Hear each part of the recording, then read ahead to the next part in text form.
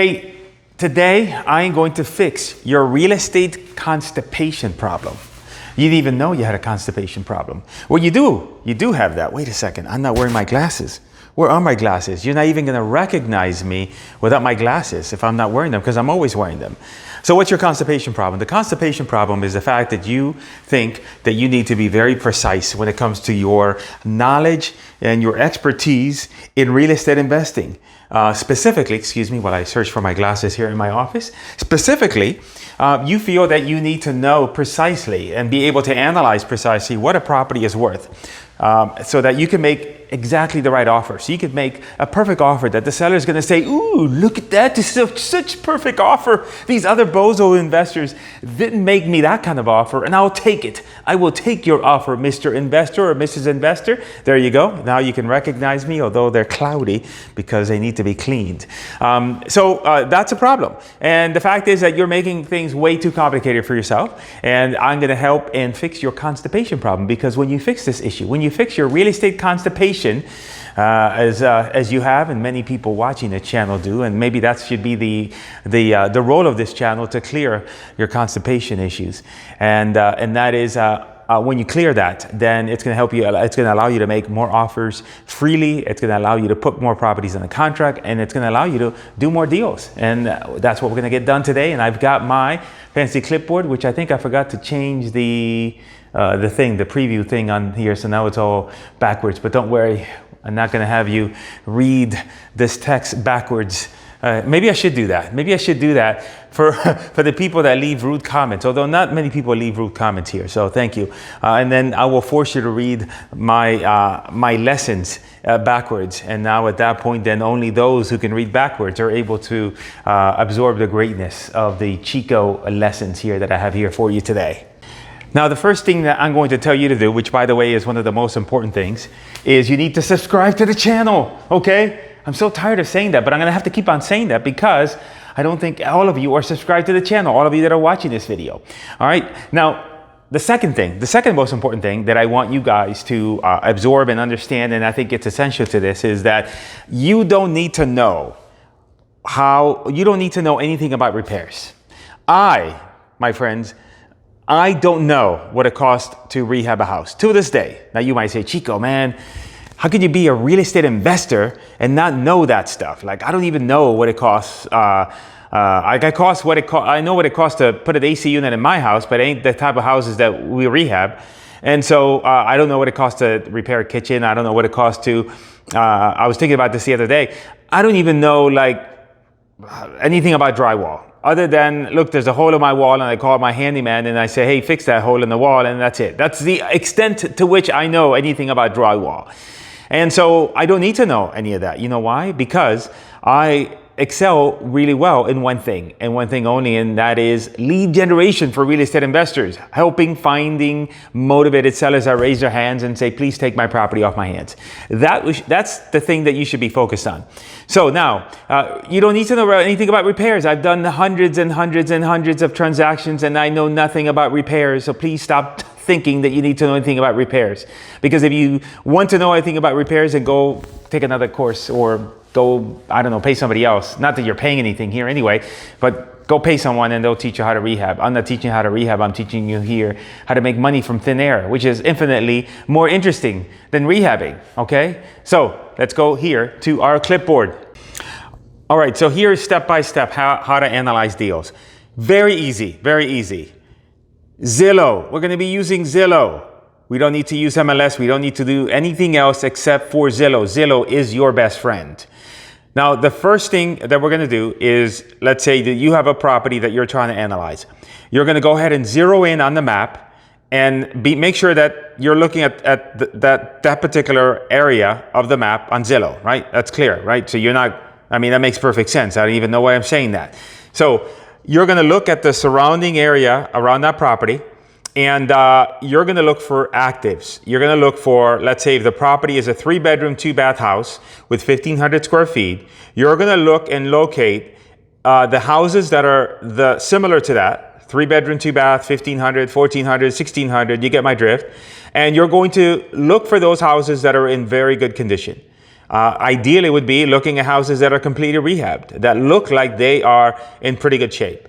And so now you're establishing what potentially could be the value of the property when it's put out on the marketplace. Now, let's say that I look at a bunch of actives for a 3-bedroom, 2-bath, 1,500 in a particular area that I'm working in, and I see that they're all going for 225. I might fudge a little bit down and say, look, it's 225 on average, but most of them could be overpriced. They're going to take an offer, so let's, shave off a little bit. So I might just arbitrarily decide, you know what, it's worth 215, because that's what the actives are that are in really good shape. So I know that, hey, if an investor takes it, puts it on the market to rehab, if they're competing against these other active properties, they're going to want the price there is below, the average. And so therefore, I've established what the active value of the property is. What's the actives.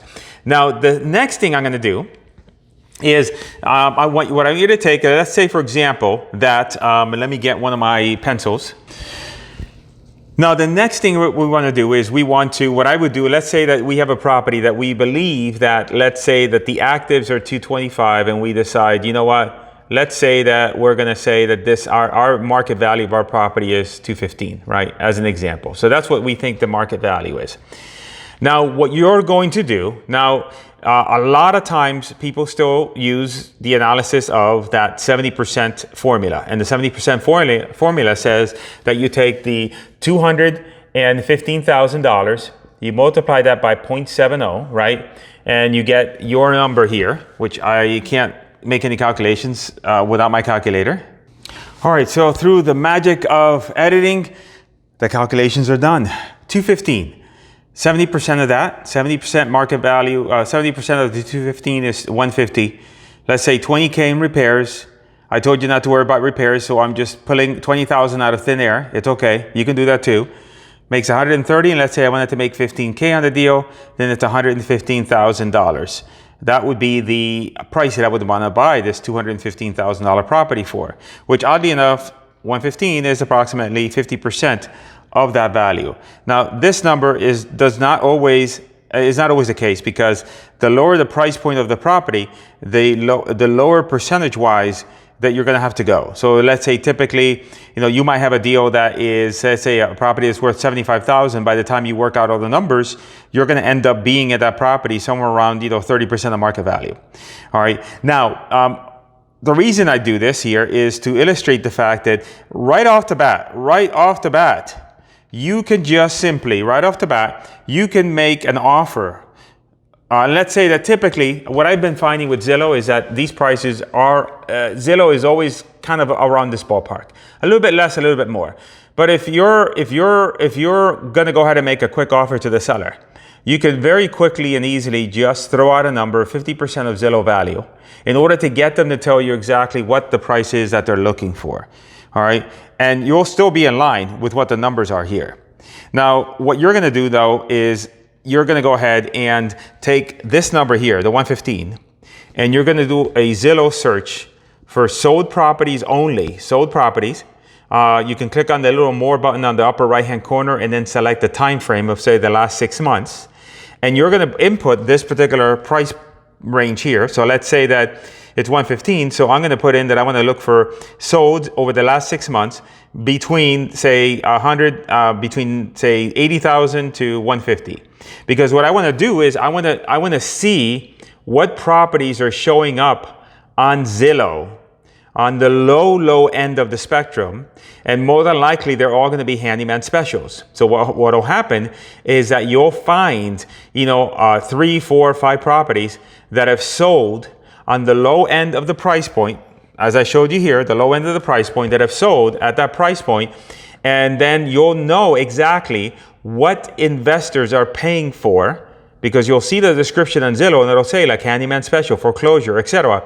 And then now you're going to know precisely what is the amount that investors are paying for properties in that particular subdivision area, etc. And now you know that you're going to have to be able to buy your property at a low enough price so that then that way you can have a chance of selling it at the prices that are already showing up on Zillow as comps. Now, I put on here 60% of Zillow. Generally speaking, I find that if you are making offers initial offers of 50 to 60% of Zillow value, typically that puts you in the ballpark. Now, not everyone's going to take your offer, and some of you might be afraid of making that low of an offer because of the fact that it's you're afraid that it is going to get the seller to yell at you and say, you're ridiculous. I'm hanging up the phone. You're going to lose a deal. But look, at the bottom line is, if they hang up the phone with because of their low offer, there were never going to be a deal anyway. So there's no crying about it. And so the summary of this strategy is simply that you're going to look at Zillow, look to see what the actives are of the same square footage, etc. You're going to know what the average range is. You're going to take a little bit off the top. You're going to do the same search, but instead you're going to check off the actives and instead check the solds for 6 months. You're going to look to see what the low end of the properties are that are selling. And at that point, you're going to know what investors are paying for. And now you're going to have the ability to know your ranges. And at the end of the day, you're never going to know exactly what a property is going to sell until you've actually have done many deals. And what you're looking to do is you're just looking to establish a range. And the range that you're looking to establish from here to here, right, is just a range of, okay, what is the actual top end of the market, properties that are rehab, what's the low end, right?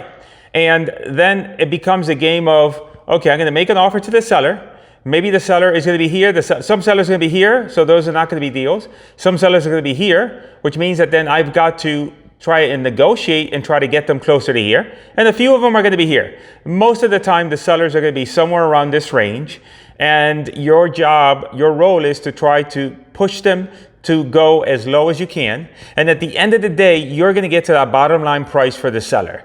And once you get to the bottom line for the seller, then at that point, then you are going to make a decision. And the decision is not what you think the property is worth. The decision is not what you think you could sell it for. The decision on this is whether or not you are going to take a chance on this property. Whether or not you're going to go ahead and take an opportunity to go ahead and put it on the contract and then try to sell it. That is the only decision you're going to make. And so if you're trying to make the decision of, am I making the right decision about the price? Is this house worth X? Is it, am I going to be able to sell it for this? At the end of the day, especially if you're brand new, you got to be okay with making mistakes. And if you have your contract structured properly, if you have things structured properly, I'm not an attorney, so I'll have to give you that disclaimer, but you know what I mean by that. If you have your things structured properly, then you're going to have the opportunity to take a chance on the property. If it doesn't work out, then you could just cancel the contract and that's it, be done with it. Obviously, you want to be attentive to the fact that, listen, if you've got somebody who is facing foreclosure and they're counting on you to close the deal and you don't know what you're doing, then that's a very time-sensitive situation. You don't want to be involved with that. However, if you have a landlord, they've owned the property forever, there's a tenant inside, if you take a chance on the property and you're not able to move it, and at the end, you have to cancel the contract, they haven't lost anything, so it's not a big deal. Now, some of you can argue, well, Chico, it's not legal because you don't have intent in this. Listen, I'm talking to you about the law of the land. I'm talking about the law of the jungle, okay? If you want to say all those things and make those comments, and that's fine, you know what happens to you? The jungle eats you alive. And I don't know about you, but I don't want to be found in the jungle with my bones. Okay, so don't do that. Okay, don't ask those questions. Just don't think. That's the problem that you have. You're thinking too much. Stop thinking. Start doing. All right. But the bottom line is that at the end of the day, what the big picture of everything that I'm trying to. Let me switch the camera here.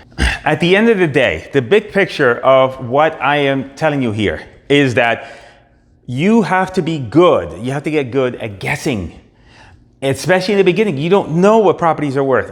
Later on, once you do a bunch of deals and you start doing deals and you start putting yourself in a position where like you know what properties sell for, because I sold that one in 123 Main Street 2 months ago and I made X, and then now I got this other one here, so I know what it's going to sell for. But in the beginning, you don't know that, and so in the beginning, your role is to be a great estimator and a great guesser, and at some point, you are going to have to make a decision and say, is this a deal that I'm going to take a chance on? It's possible that, I have this conversation all the time with people. And I say, look, if I ask you how many deals you've done this month and you said 3, and I said, how many properties did you tie up? And you said 3. I said, well, that's a problem because You should have tied up 6 properties. You sold 3, another 2 sold that you had no idea that, actually another 1 sold that you didn't have an idea that would sell. The other 2 took a crap, and so you ended up canceling those contracts. But you got to be aggressive. You got to be aggressive, and you got to be okay with the fact that not everything is going to play itself out. So just be looser with things. Now, again, I have to tell you, this is Cris Chico, the attorney speaking. Again, yeah, I'm not telling you to go out and be reckless and get in trouble with the law, right? We don't want that. We don't want to be in trouble with the law. So I forgot. I lost train of thought. What I was going to say now. I don't want you to get into any sort of legal trouble. So make sure you're doing things appropriately in your state. That you got your I's crossed and your your I's dotted and your T's crossed. I always make that mistake. Maybe it's the Puerto Rican in me. So that's what I'm saying is that make sure that you got your bases covered, but at the end of the day, just be a little looser. Don't be so uptight with trying to, got to make sure that every single duck is all lined up. Be messy. Have it be messy. Have it be just like uncomfortably messy. And then in the end, you'll figure stuff out. You'll make the money that you want to make. You'll do deals, and then you start figuring things out. But, I always tell people, it doesn't matter. Like if you get my course and you get my system, I'm not saying that this is a pitch for my course or system, but you should get it because it's the best thing out there. And especially I teach you how to find motivated sellers on Facebook. Check the link in the description. No matter what course or system you buy, nothing will ever take the place of you doing deals and getting out in the field and talking to sellers and getting your ear chewed out because they don't think they think you're some sort of seminar junkie, and they think that insult you because they don't believe that you don't know anything of what you're saying. At the end of the day, that's a far better education than any course, seminar, or anything like that. And don't be, the unfortunate thing is I speak to a lot of people and they have been years going to seminars and trainings and spending so much money, and they haven't gotten anywhere. And the common element with that is the fact that you're spending way too much time analyzing, way too much time thinking, way too much time trying to get all your ducks in a row. And you're never going to get all the ducks in a row because you know what? The ducks don't line up in a row. The ducks are like, if I let a bunch of ducks here in my house, okay, they'd be going all over the place and it'd be messy and I'd be trampling over some of them. Some of them may die because I might step on them accidentally. It doesn't make me a bad person, okay? But it's just the reality of life. So be okay with being messy. Stop trying to analyze property, and let's once and for all prevent this real estate constipation that you have, okay? And that's my message for today. Again, remember to subscribe to the channel. Click the link in the description here for a video that shows you how to find motivated sellers using Facebook ads. My primary strategy right now, we're having tremendous success. And if you're not online, then you're like in 2013, and it's 2019. Like my mom is on Facebook. Shouldn't you be on Facebook too? That's what I'm saying. All right, I'll talk to you guys later.